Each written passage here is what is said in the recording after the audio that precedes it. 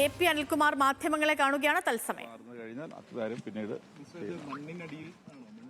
അത് മണ്ണിന്റെ അടിയിൽ നിന്നാണ് കിട്ടിയത്. അത് അധികം താഴെയില്ലാത്ത ഭാഗത്ത് ഞാൻ പറഞ്ഞു ഇവിടെ കുറെ ഇതുമായി ബന്ധപ്പെട്ട പൈപ്പും അതുപോലെ തന്നെ വാഹനങ്ങളുടേതായ പാർട്സും ഒക്കെ ഉണ്ട്. അതിനിടയിലുള്ള വലതു ഭാഗത്തു നിന്നാണ് കിട്ടിയത്. വയനാട് കള്ളാടിയിലെ ദുരന്തഭൂമിയിൽ നിന്ന് ഒരു മൃതദേഹം കൂടി കണ്ടെത്തിയിട്ടുണ്ട്. അക്കാര്യമാണ് ഇപ്പോൾ മന്ത്രി AP അനിൽകുമാർ പറഞ്ഞത്. നമുക്കറിയാവുന്ന പോലെ തന്നെ ഇന്ന് ദുരന്തമുണ്ടായി 3ാമത്തെ ദിവസമാണ്, 3ാമത്തെ പകലാണ്. 5 പേർക്ക് വേണ്ടിയുള്ള തിരച്ചിൽ ഇന്നും തുടങ്ങിയിരുന്നു. ഇന്നലെ വളരെ വിശദമായ പരിശോധന നടന്നു. അതും 4 സോണുകളായി തിരിച്ചുകൊണ്ടുള്ള വിശദമായ പരിശോധന, മണ്ണ് നീക്കിയുള്ള പരിശോധന നടന്നു. പക്ഷേ ഇന്നലെയും ആരെയും കണ്ടെത്താൻ കഴിഞ്ഞിരുന്നില്ല. ഇന്നും നമ്മൾ ഈ കാണുന്ന പോലെ മഴയുള്ള ദിവസമാണ്, പ്രതികൂല കാലാവസ്ഥയാണ്. പക്ഷേ തിരച്ചിൽ തുടങ്ങി ആദ്യ മണിക്കൂറുകളിൽ തന്നെ ഒരു മൃതദേഹം കണ്ടെത്താൻ കഴിഞ്ഞിരിക്കുന്നു. സങ്കടമുള്ള കാര്യമാണ് പക്ഷേ തിരച്ചിൽ സംഘത്തെ സംബന്ധിച്ചിടത്തോളം. പക്ഷേ ആശ്വാസവുമാണ്. കാണാതായവരിൽ ഒരാളെ കണ്ടെത്തിയിരിക്കുന്നു എന്നുള്ളത്. മീനാക്ഷിപ്പുഴയിലടക്കം നിലവിൽ തിരച്ചിൽ പുരോഗമിക്കുന്നുണ്ട്. പ്രതികൂല കാലാവസ്ഥ തിരച്ചിലിന് തടസ്സവും സൃഷ്ടിക്കുന്നുണ്ട്.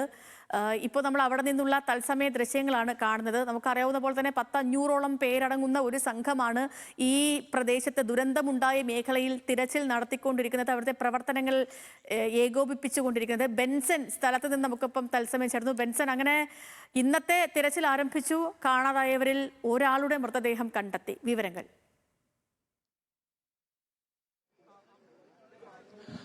അതെ സേതുലക്ഷ്മി, രാവിലെ 7 മണിയോട് കൂടി തന്നെ തിരച്ചിൽ പുനരാരംഭിച്ചിട്ടുണ്ടായിരുന്നു. ഇവിടെ 1ാം സോണിൽ നമുക്കിപ്പോൾ ആ ദൃശ്യങ്ങളിൽ കാണാം. അവിടെ ഇപ്പോഴും തിരച്ചിൽ പുരോഗമിക്കുന്നുണ്ട്. ആ 1ാം സോൺ അടയാളപ്പെടുത്തിയിട്ട് ഇപ്പോൾ തിരച്ചിൽ നടക്കുന്ന അവിടെ നിന്നുമാണ് ഇപ്പോൾ ഒരു മൃതദേഹം കണ്ടെത്തിയിട്ടുള്ളത്. അവിടെ മണ്ണിനടിയിൽ നിന്നുമാണ് മൃതദേഹം കണ്ടെത്തിയത് എന്നാണ് മന്ത്രി AP അനിൽകുമാർ അല്പസമയം മുമ്പ് പ്രതികരിച്ചിട്ടുണ്ടായിരുന്നത്. അവിടെ ആ മൺകൂനയ്ക്കടിയിൽ വാഹനങ്ങളുടെ അവശിഷ്ടം, അതോടൊപ്പം തന്നെ കെട്ടിടാവശിഷ്ടങ്ങളെല്ലാം തന്നെ ഉണ്ട്. അത് മാറ്റി വലിയ JCB ഉപയോഗിച്ച് നടത്തിയ പരിശോധനയിലാണ് മൃതദേഹം കണ്ടെത്താനായത്. അപ്പോൾ ഇതിൽ ഈ കാണാതായ 5 പേരിൽ ആരാണ് എന്ന് കണ്ടെത്തേണ്ടത് ഉൾപ്പെടെയുള്ള കാര്യങ്ങളിലേക്ക് ഇനി കടക്കേണ്ടതുണ്ട്. നിലവിൽ എന്തായാലും മൃതദേഹം സമീപത്തെ ആശുപത്രിയിലേക്ക് മാറ്റിയിട്ടുണ്ട്. തുടർ നടപടികൾ അവിടെ വെച്ച് സ്വീകരിക്കും.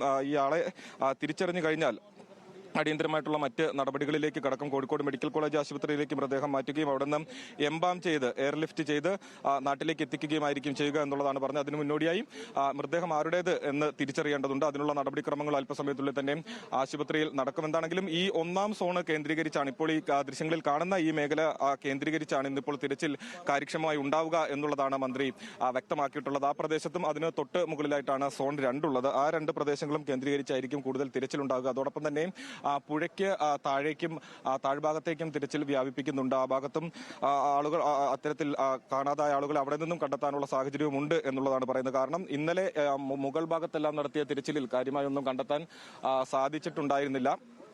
അതുകൊണ്ടാണ് ഇപ്പോൾ ഈ മേഖല കേന്ദ്രീകരിച്ച് തിരച്ചിൽ നടത്തുന്നത്. മാത്രമല്ല ഈ പ്രദേശവാസികളായിട്ടുള്ള ആളുകളും ഇവിടെ ഈ പ്രദേശത്തുള്ള ആളുകൾ അവർ പറയുന്നതനുസരിച്ചാണെങ്കിൽ ഈ അപകടം നടന്നപ്പോൾ കൂടുതൽ മണ്ണെല്ലാം തന്നെ വന്ന പ്രദേശം ഇതായിരിക്കും. അപ്പോൾ അതുകൊണ്ട് ഈ ഭാഗത്തായിരിക്കാം മൃതദേഹങ്ങൾ ഉണ്ടാകാൻ സാധ്യത എന്നുൾപ്പെടെയുള്ള കാര്യങ്ങൾ ഈ ആളുകൾ പറയുന്നുണ്ടായിരുന്നപ്പോൾ ആ മേഖല കേന്ദ്രീകരിച്ച് കൂടുതൽ തിരച്ചിൽ വ്യാപിപ്പിക്കാനാണ് ഇപ്പോൾ ശ്രമിക്കുന്നത്. അതുകൊണ്ടാണ് ഈ നമ്മളിപ്പോൾ ഈ ദൃശ്യങ്ങളിൽ കാണുന്ന സോൺ 1 കേന്ദ്രീകരിച്ചുകൊണ്ട് തന്നെ തിരച്ചിൽ പുരോഗമിക്കുന്നത്. നിലവിൽ എന്തായാലും കാലാവസ്ഥ അനുകൂലമായിട്ടുള്ള ഒരു സാഹചര്യം ഉള്ളത്. രാവിലെ 7 മണിക്ക് നമ്മളിവിടെ വരുമ്പോൾ അല്ലെങ്കിൽ 6:30 ആ സമയത്ത് നല്ല മഴയൊക്കെ ഉണ്ടായിരുന്നു. പക്ഷേ ഇപ്പോൾ കാലാവസ്ഥ അനുകൂലമായിട്ടുള്ള ഒരു സാഹചര്യമാണ്. പുഴയിലും കാര്യമായ അത്രത്തോളം വെള്ളമോ അല്ലെങ്കിൽ അതിശക്തമായിട്ടുള്ള വെള്ളപ്പാച്ചിലോ ഇല്ല. അപ്പോൾ തിരച്ചിലിന് അനുകൂലമായിട്ടുള്ള സാഹചര്യമാണ് നിലവിലുള്ളത്. അങ്ങനെ കൂടുതൽ ആളുകളെയും, അതായത് കൂടുതൽ പ്രദേശവാസികളായിട്ടുള്ള ആളുകളെ കൂടി, തദ്ദേശീയരായിട്ടുള്ള ആളുകളെ കൂടി, അതായത് ഈ ടെറൈൻ അറിയുന്ന, ഈ പ്രദേശം കൃത്യമായി അറിയുന്ന ആളുകളെ കൂടി ഉൾപ്പെടുത്തിക്കൊണ്ട് തിരച്ചിൽ ആണ് ഇപ്പോൾ പുരോഗമിക്കുന്നത്. 500-ലധികം ഉദ്യോഗസ്ഥർ, പോലീസിന്റെയും NDRFന്റെയും അതോടൊപ്പം തന്നെ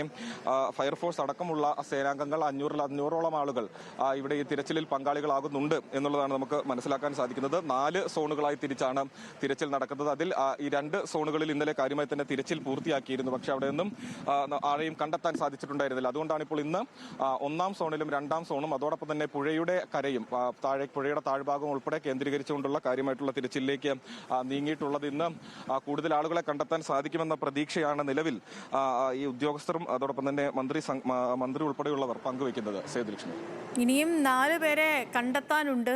അവിടെ തിരച്ചിൽ നടക്കുന്നുണ്ട്.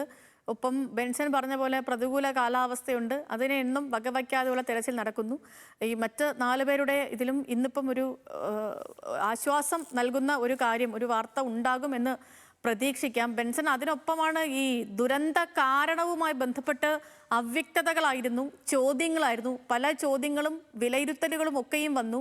ഇപ്പോൾ ഇരട്ട അന്വേഷണം പ്രഖ്യാപിച്ചിട്ടുണ്ട്. പക്ഷേ ഇതിനിടയ്ക്ക് ഇപ്പോൾ സംഭവിച്ച ഒരു കാര്യമെന്ന് പറഞ്ഞാൽ ആദ്യം പറഞ്ഞതൊക്കെ ഒരു പ്രാഥമിക വിവരങ്ങളുടെ അടിസ്ഥാനത്തിൽ നടത്തിയ പ്രതികരണം എന്ന നിലയിലേക്ക് സർക്കാർ മാറിയിട്ടുണ്ട്.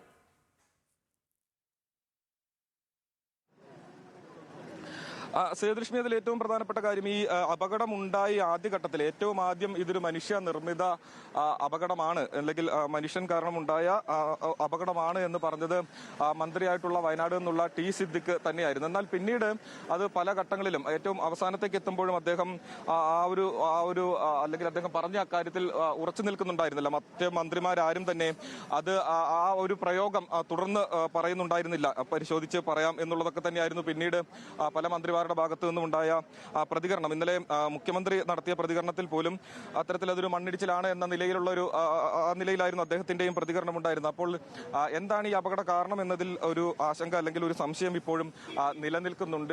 നമുക്കിപ്പോൾ ഈ ദൃശ്യങ്ങളിൽ കാണുന്നത് പോലെ തന്നെ ഈ മുകളിൽ നിന്നും മണ്ണ് ഇടിഞ്ഞു വന്നതായിട്ടാണ് നമുക്ക് ഇവിടെ നിൽക്കുമ്പോൾ ഈ ദൃശ്യങ്ങളിൽ കാണാൻ സാധിക്കുക. അത് ഇവിടുത്തെ പ്രദേശവാസികളായിട്ടുള്ള ആളുകളും അവിടെ ദൃക്സാക്ഷികളായിട്ടുണ്ടായിരുന്ന ആളുകളും ഇതിൽ നിന്നും ഈ അപകടത്തിൽ നിന്നും രക്ഷപ്പെട്ട ആളുകൾ എല്ലാവരും തന്നെ ആ നിലയിൽ തന്നെയായിരുന്നു പറഞ്ഞിട്ടുണ്ടായിരുന്നത്. മണ്ണ് ഇടിഞ്ഞു വന്ന് അവിടെ കൂടിയിട്ടിരുന്ന മണ്ണും കൂടി ചേർന്ന് താഴേക്ക് വരികയായിരുന്നു, പതിക്കുകയായിരുന്നു എന്നുള്ളതായിരുന്നു അവർ പറഞ്ഞിട്ടുണ്ടായിരുന്നു. അപ്പോൾ ഒരു മണ്ണിടിച്ചിൽ തന്നെ ഉണ്ടായിട്ടുണ്ട് എന്നുള്ളതാണ് ഈ പ്രദേശവാസികളായിട്ടുള്ള ആളുകൾ, ദൃക്സാക്ഷികളായിട്ടുള്ള ആളുകളെല്ലാം തന്നെ പറയുന്നത്. പക്ഷേ ഏറ്റവും ആദ്യം ഒരു മന്ത്രി തന്നെയാണ് ഇത്തരത്തിലൊരു മനുഷ്യ നിർമ്മിത അപകടമാണ് എന്ന് പറഞ്ഞത്. പക്ഷേ ഈ കരാർ കമ്പനിയുടെ ഭാഗത്തു നിന്നും അല്ലെങ്കിൽ ഇവിടുത്തെ ഇതിന് നേതൃത്വം നൽകുന്ന ആളുകളുടെ ഭാഗത്തു നിന്നും ഒരു വീഴ്ച ഉണ്ടായിട്ടുണ്ടോ എന്ന കാര്യം കൃത്യമായി പരിശോധിക്കേണ്ടതുണ്ട്. കാരണം വലിയ പ്രതികൂല കാലാവസ്ഥയുള്ള ഘട്ടത്തിലും അവിടെ നിർമ്മാണ പ്രവർത്തികൾ തുടർന്നിരുന്ന ഒരു വലിയ അപകടത്തിന് കാരണം അത്തരത്തിൽ ഉണ്ടായിരുന്നോ എന്നുള്ളതെല്ലാം തന്നെ പരിശോധിക്കേണ്ടതുണ്ട്, പരിശോധനകൾക്ക് വിധേയമാക്കേണ്ടതുണ്ട്. കാരണം വലിയ നിർമ്മാണ പ്രവർത്തികൾ നടക്കുമ്പോൾ, ഇത്തരത്തിലുള്ള വലിയ വികസന പരിപാടികളെല്ലാം തന്നെ, പ്രവർത്തനങ്ങളെല്ലാം തന്നെ നടക്കുമ്പോൾ ഇത്തരം അപകടങ്ങൾ ഉണ്ടാവാനുള്ള സാധ്യത വലുതാണ്. അപ്പോൾ അതിനെ പരമാവധി ആ സാധ്യത കുറയ്ക്കുക,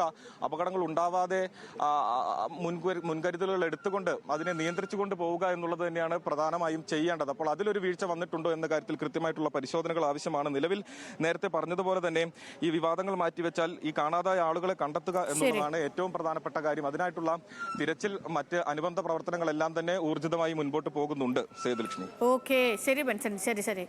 അപ്പം ഇന്ന് ഈ മേഖലയിൽ നിന്ന് ഒരു മൃതദേഹം കൂടി കണ്ടെത്തിയിട്ടുണ്ട്. തിരച്ചിൽ പുരോഗമിക്കുകയാണ്. സോൺ 1 നിന്നാണ് ഇപ്പോൾ മൃതദേഹം കണ്ടെത്തിയിരിക്കുന്നത്.